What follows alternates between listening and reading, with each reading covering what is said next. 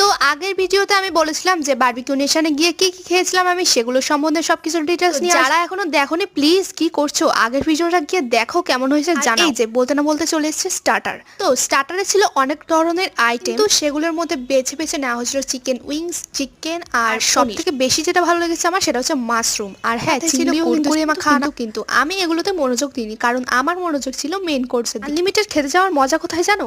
এই যে এইখানে ওদিকে না তাকিয়ে না ভেবে দেন উঠিয়ে নিয়ে এসেছি 3টে মটনের বাটি, সাথে নিয়েছিলাম গরম গরম পোলাও, আর তার সাথে একটুখানি চিলি চিকেন নিয়েছি, স্যালাড নিয়েছি, লেবু নিয়েছি। ধোয়া ওঠা মটনের সাথে পোলাওয়ের কম্বিনেশন কি বলবো গাইস। আর এখানের মটনটাকে তো আমি 10 আউট অফ 10 দেবো, তার কারণ মটনটা ছিল খুবই জুসি, আর তার সাথে সাথে গ্রেভিটার টেস্টটাও ছিল কিন্তু সেই লেভেলে, তোমাকে জাস্ট সেই লেভেলে নিয়ে যাবে। আমি সেই লেভেলের ফিলিংসটা নেওয়ার জন্য মটন নিলাম উঠিয়ে, উপর দিয়ে লেবু ছড়িয়ে